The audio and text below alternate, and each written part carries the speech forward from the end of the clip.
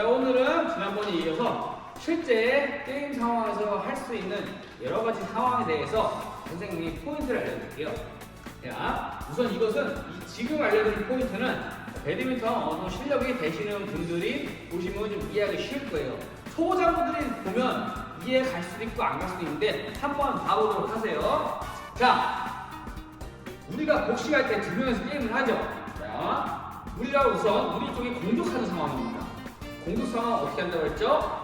자, 일자 진영. 제가 앞에 있고 파트너가 뒤에서 공격을 하고 있는 상황입니다. 자, 그럼 앞에서 제가 이렇게 상대방을 쪼으면서 이제 압박하면서 있겠죠. 이때 상대방이 콕을 일자로 좀 짧게 쳤어요. 그럼 배드민턴 하면 드라이브를 친다고 하시죠. 자, 드라이브는 뭐냐? 중앙이나 전방에서 콕이 짧게 오는 것을 상대방한테 일자로 되게 밀어주는 기술이에요. 자, 이 드라이브, 우리가 다 배우고 기억나죠? 드라이브 동작을 배웠으면 그 다음부터는 드라이브와 푸시를 섞어서 유용한 동작들이에요. 자, 그럼 오늘은 무엇을 알려줄 거냐? 어떻게 보면 너무 당연한데 어떻게 보면 사람들이 인식을 못하는 부분이에요. 자, 어떤 거냐? 예를 들어 먼저 드라이브 찬스가 와서 제가 드라이브 때렸어요. 근데 어쨌든 드라이브는 스매시와 다르게 스매시는 셔틀콕 위에 있으니까 위에서 아래로 좀 각도가 나와요. 하지만 드라이브는 상대방이 저한테 줄 때 좀 네트 근처 수평을 주기 때문에 그걸 제가 치는 방향이랑 셔틀콕 방향이 스매시와 다르게 거의 수평이거나 아주 약간 아래로 내려가는 방향입니다. 자, 그럼 다시 돌아와서 제가 드라이브 쳤어요. 셔틀콕이 수평으로 날아가는데 보통 상대방이 수비를 하지만 상대방도 갑자기 드라이브를 백드라이브나 포핸드를 똑같이 걸었어요. 이런 식으로. 자, 그러면 우리가 흔히 아는 드라이브 상황이 되겠죠. 탁탁 툭탁 제가 치고 상대방 드라이브 치고 이런 상황이 됐어요. 자, 근데 드라이브는 어쨌든 실수를 안 하는 게 가장 중요합니다. 여기서 드라이브로 상대방이랑 승부를 보였다고 내가 드라이브 치고 상대방 치고 그냥 서로 죽이라고 드라이버 싸우면 분명 100% 누가 걸려요. 그럼 실점을 하겠죠? 배드민턴 잘하는 팀은 실점을 안 하는 팀이 결국 우승을 하는 팀입니다. 자, 그럼 이 드라이브 할 때 어떤 포인트 알려줄 거냐? 내가 드라이브를 쳐도 되는 건가 치면 안 되는 건가 알려드릴게요. 자, 이번엔 제가 드라이브를 받는 입장이에요. 자, 내가 잘못 쳐가지고 상대방 저한테 드라이브를 때렸어요. 자, 나한테 오는 콕이 잘 보셔야 돼요. 나한테 오는 콕의 높이가 네트 밑을 봤을 때 네트 밑보다 높은 상태에서 수평을 유지하면서 온다. 그때 나도 맞드라이브 걸어도 괜찮아요. 왜냐? 셔틀콕이 네트보다 위에서 오기 때문에 내가 맞드라이브를 쳐도 상대방한테 드라이브 방향이 수평으로 유지되면서 갈 수가 있어요. 근데 여기서 안 좋은 게 뭐냐? 상대방이 치는 드라이브가 각도가 아주 약간이지만 치는 순간 우리 코트로 넘어와서 셔틀콕 높이가 네트보다 낮아졌어요. 이런 순간. 자, 상대방이 치는 게 결국 나한테 와서 네트보다 낮아졌어요. 이거를 드라이브를 치게 되면 셔틀콕이 네트보다 아래에 있으니까 네트에 걸리거나 혹은 내가 맞드라이브를 치려고 그랬는데 셔틀콕이 네트보다 아래에 있어요. 그러면 나도 반사적으로 넘겨야 되기 때문에 드라이브를 아래에서 위로 치게 돼요. 그러면 내가 치는 드라이브가 뜨겠죠. 그럼 이미 상대방은 준비를 하기 때문에 내가 치는 드라이브를 아주 좋은 어둡게 하고 때려버려요. 그럼 어떻게 돼? 상대방 득점을 하게 되죠. 드라이브는 선수 필승이에요. 내가 때리느냐, 상대방이 때리느냐, 혹은 내가 때린 드라이브냐, 상대방이 때린 드라이브가 완전 수평으로 오느냐, 혹은 아래로 사선으로 오느냐, 이 방향에 따라 나나 상대방이 맞드라이브를 칠 수 있는 상황이 생겨요. 항상 의식해야 됩니다. 상대방이 친 드라이브 혹은 내가 친 드라이브 그 콕이 우리 코트랑 상대방 코트 넘어갔을 때 그 방향이 네트보다 높은 수평이냐 아니면 치고 나서 넘어왔을 때는 네트보다 낮은 아래 방향이냐 이걸 의식하셔야 돼요. 셔틀콕이 네트보다 아래 방향을 오게 되면 맞드라이브 치게 되면 걸리거나 떠서 상대방의 역습으로 흘러가기 때문에 절대 억지로 자존심 싸움하겠다고 맞드라이브로 마주치면 안 됩니다. 지금 선생님이 말하는 이해하셨나요? 드라이브 싸움은 좋아요.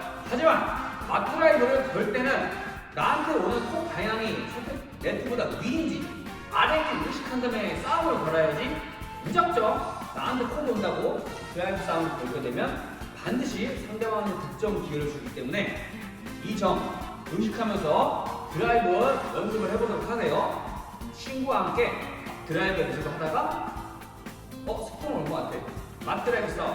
스프링 아닌 것 같아.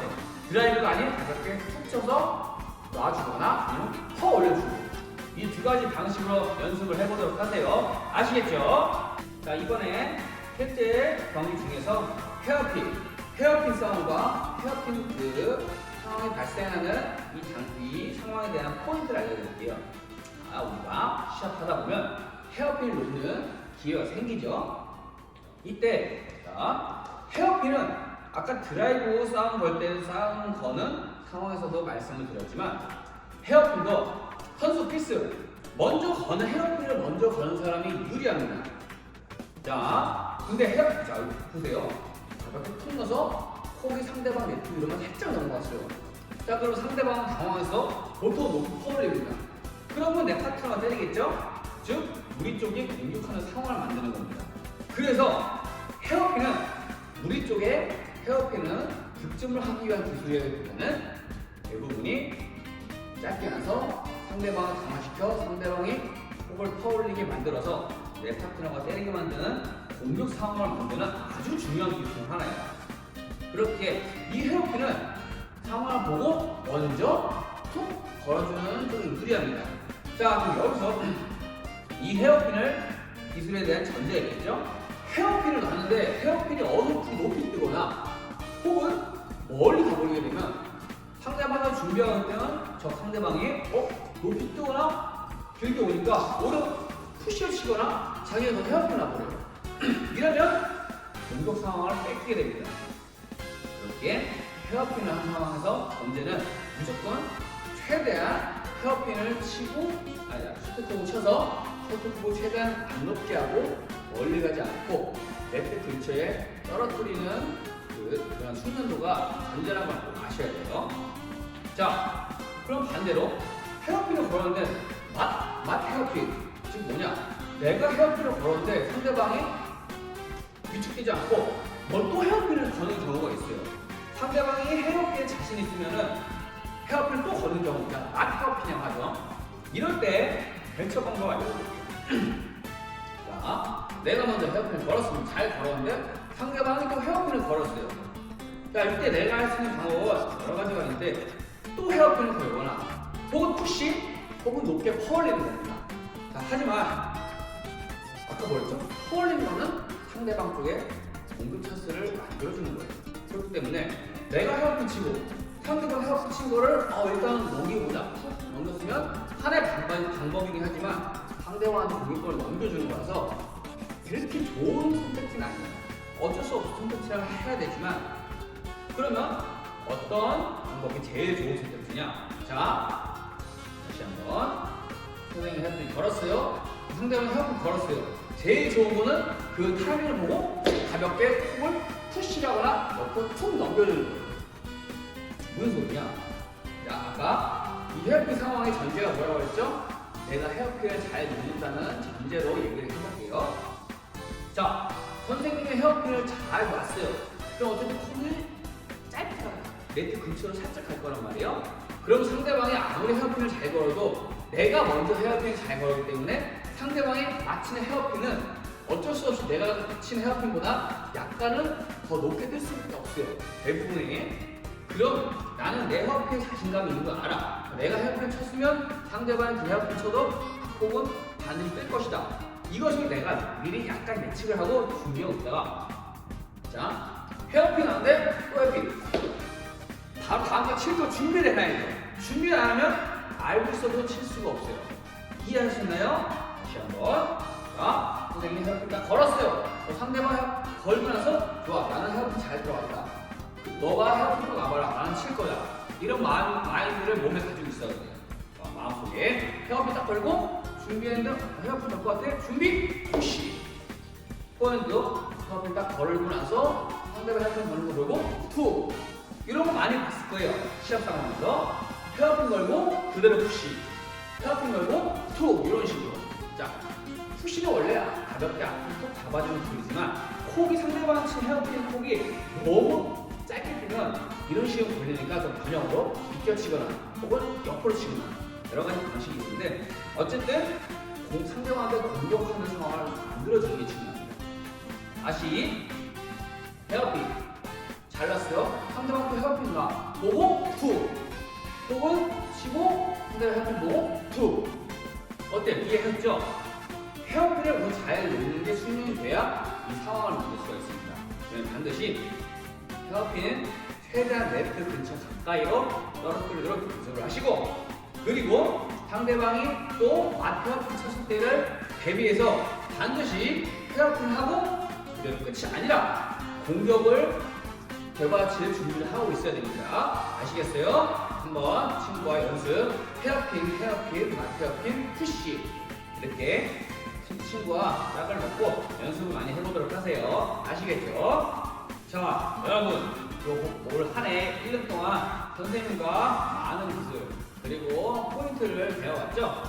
자, 여지껏 선생님과 무슨 기술을 연습했는지 한번 복습해볼까요? 자, 클리어, 스매시, 드롭, 그리고 드라이브, 포핸드 드라이브, 자, 백핸드 드라이브, 그리고 포핸드 헤어핀, 포핸드 푸시, 백핸드 헤어핀, 백핸드 푸시, 자, 그리고 높게 퍼올리는 언더핸드, 포핸드 언더핸드 스윙, 백핸드 언더핸드 스윙. 자, 이렇게 배드민턴에 존재하는 여러 가지 기술을 배워보았죠. 그리고 각각의 포인트도 기억나시죠? 지금 다 설명할 수는 없지만 여지껏 선생님이 찍었던 선생님이 설명했던 영상을 보면 각각의 배드민턴을 하면서 꼭 익혀야 할 잊어서 안 될 포인트들 많으니까 그 포인트들 많이 보면서 연습을 해보도록 하세요. 자, 그럼 마지막으로 어떤 걸 해볼 거냐? 배드민턴 하면서의 마음가짐 또는 에티켓 또는 예절이에요. 자, 단식은 상관이 없어요. 단식은 나 혼자 하는 거니까 나만 잘하는데 점수를 내가 지면 내가 못해서 진 거니까 나만 탓하는 거예요. 하지만 배드민턴 동호인의 95% 아니 99%는 복식을 해요. 복식은 뭐냐? 혼자서 하는 게임이 아니라 내 파트너와 두 명이서 같이 하는 걸 복식이라고 하죠. 복식이 참 어려워요. 왜냐? 나는 잘하는데 나는 정말 잘해. 근데 파트너가 쪼그라 못하게 되면 호흡이 엉켜서 결국 게임을 이길 수 없게 돼요. 그렇기 때문에 게임을 이기려면 파트너와 오랜 호흡을 맞추면서 해야 많은 게임에서 우승을 할 수가 있어요. 실제로 선수들이나 혹은 동호인조차도 계속 우승을 많이 한 팀들은 서로 호흡을 많이 맞추고 오랫동안 같이 팀을 먹은 합을 맞춘 팀들이 우승하는 경우가 많아요. 자, 그럼 여기서 안 좋은 점은 뭐냐? 자기가 좀 잘한다고 지게 되면 파트너를 막 탓해요. 너 때문에 졌잖아. 너 때문에 네가 이거 못해. 너도 더 잘해. 이런 식으로. 자, 물론 나는 정말 잘하는데 파트너가 너무 못해서 지는 경우가 분명히 있을 수가 있어요. 하지만 이걸 아셔야 돼요, 여러분. 우리는 선수가 아니고 동호인입니다. 그래서 선수조차 실수를 하는 경우가 있는데 동호인에서 자기가 아무리 잘 친다 해도 자기도 분명 실수를 할 수가 있어요. 한 게임에서 우리 졌다. 예를 들어 상대방의 실수는 10개 했지만 나도 실수가 2-3개 하는 경우가 있어요. 자, 실수 개수가 적다고 단순히 개수가 적다고 내가 상대방 탓한다? 이건 매우 건방지고 잘못된 생각이에요. 횟수 상관없이 나도 실수를 해서 우리 팀이 진 것에 일조를 했다. 조금 이상하죠? 우리 팀에 진 탓 중 하나가 나한테 있는데 그걸 무시하고 내 파트너 때문에 많이 졌다고 파트너만 탓해요. 탓을 해요. 그러면 파트너 기분이 안 좋아지고 파트너 다음에는 나랑 치지 않게 되는 결국 분위기가 어색해져서 서로 즐겁게 운동을 해야 하는데 즐겁게 하지 못하고 어색하고 나쁜 분위기가 만들어져서 결국 운동을 즐겁게 하지 못하게 돼요. 선생님이 지금 말하는 거 많은 분들이 납득하실 거예요. 절대로 배드민턴에서 가장 중요한 건 예절입니다. 절대 파트너를 탓하지 마시고 우리 팀이 지게 했으면 왜 지게 되는지 머릿속으로 잘 파악하셔야 돼요. 내가 실수를 몇 개 했나? 상대방, 내 파트너도 실수를 몇 개 했나? 내 파트너가 실수를 많이 했어도 내가 실수를 좀 줄였으면 이기지 않았을까? 이런 마음가짐을 항상 내가 가지고 있어야 돼요.